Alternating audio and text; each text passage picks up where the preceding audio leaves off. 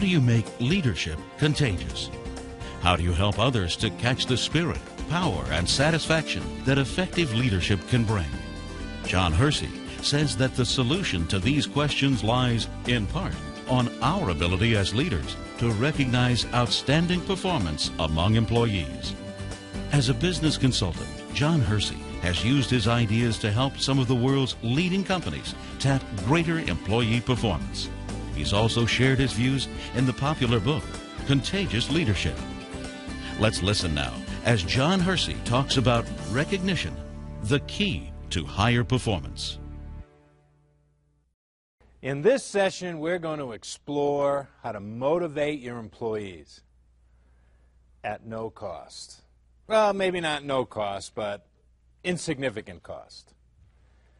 Recognition has long been known as the key to motivation. I don't care what study you look at, business study, doesn't matter. People will tell you, or experts will tell you, that the key to motivation is recognition. Employees want to feel appreciated. They want to feel valued. And it instills in them a sense of commitment to the person they work for in the company. We all know that. And the higher level of recognition, the higher the performance. It's all true. It's all true. So let me ask you a couple of questions. If recognition is such an important tool in motivation, why don't we use it well? Think about this. There are two forms of motivation that are used most often: fear and incentive. Those are the two. Now we know what fear is. If you don't do X, Y, Z at our company, you're fired. So that's like an extreme form of fear. Or you're demoted, or you won't get a pay raise, or you won't get the bonus that you expected. That's fear. When I was growing up, my dad used fear very well. If I didn't keep my room clean, I didn't get the keys to the car on the weekend. Okay, that's a form of fear motivation, and we've used it all our lives. Now, incentive.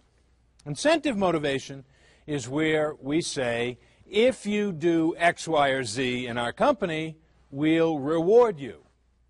We will give you a bonus. We'll give you a raise. We'll give you a title. We'll give you a promotion. We'll send you on a trip around the world. Fear and incentive. Corporations spend billions of dollars a year worldwide on incentive programs that don't work. In the long run, they don't work. They may work in the short run because you work real hard to win the trip to Tahiti. But let me ask you a question. What happens in the absence of the instrument of fear or incentive? You see, when I was growing up, when my dad said, you don't keep your room clean, I'm going to be traveling all week. If you don't keep your room clean, no keys to the car this weekend. Then he went on a trip. Think I kept my room clean? No way. I thought I could beat the system. They'd forget. My mom would forget to tell my dad. Well, in the absence of the instrument of fear or incentive, there is no motivation. There really isn't. We work with companies all over, and we go periodically to these recognition programs once a year, twice a year, 3 times a year, where the top performers are recognized at these elaborate events. And you know, the truth of the matter is that 90% of those top performers would be top performers without the event. They just have it in them. We're going to talk today about practicing a strategy that all of us can do. All of us can do. And it's a strategy that will really focus on recognition in a very detailed way that will make a huge difference to your company. We call it involved recognition, and frankly, it doesn't cost anything. Involved recognition is the habit of articulating specific actions that deserve praise. It's the habit of articulating specific actions that deserve praise. So let me give you an example. I might take Tomas in the back. Tomas, if you did a particularly good job, most managers, most supervisors, if they said anything at all to you, might say to you, good job, Tomas. Correct? That's it. Good job, Tomas. Passing you in the hallway, good job, Tomas. Right? So, after a while, what happens to good job, Tomas? I get numb to it. You get numb. I'm going to come back to Tomas being numb in a second.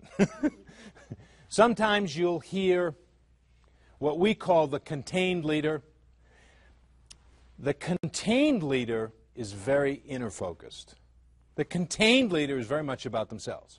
The spotlight's on them, if you will. It's about their job, their performance, their raise, their promotion.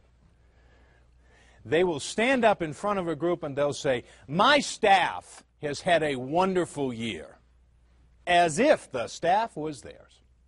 My staff.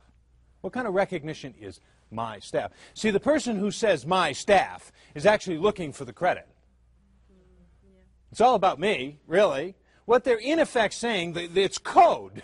What they're in effect saying is, promote me, give me a bonus, give me a raise, because I somehow got the staff to do a good job this year. They don't really mean it. I don't mean they're being devious about it. I don't mean that they're being nasty about it. But it's not effective communication because they give the appearance as if they don't care. Now, I want to go back to Tomas's point that it's all about them. Good job, Tomas, falls on deaf ears. Good job, Tomas, he's said he was numb to it, didn't he? Many years ago, I was living in the suburbs of Boston, Massachusetts. And I had the opportunity to move into the city. And I moved into this. I'd wanted to live in the city my whole life. I moved into this wonderful section. So I moved in and got settled in this terrific apartment. And for the next month, I was up all night long. There were sirens at 2 o'clock in the morning. People were walking the street at 2 o'clock in the morning.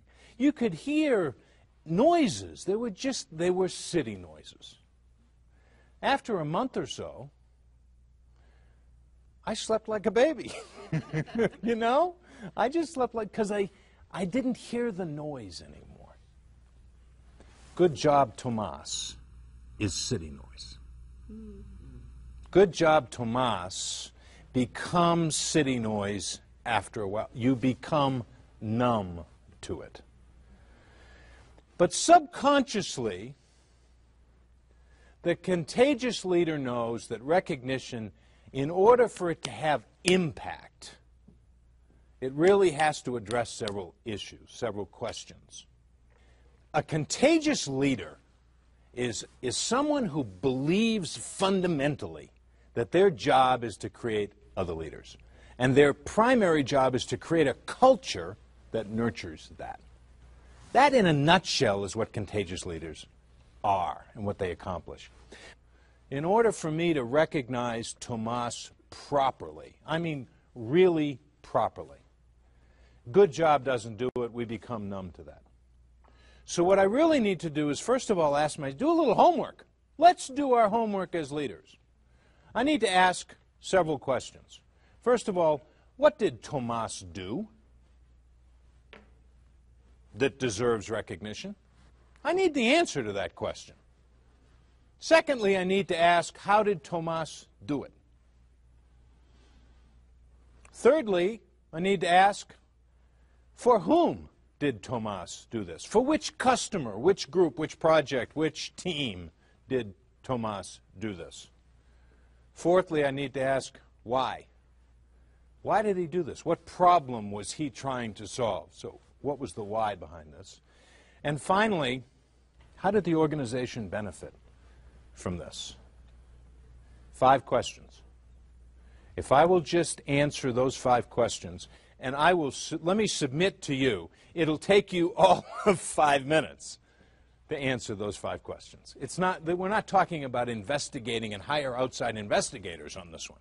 We're not talking about wasting company resources. We're talking about doing a little bit of fundamental homework so that you can recognize Tomas and Tomas can feel empowered by that. So if we applied that process, what would the benefits be? If we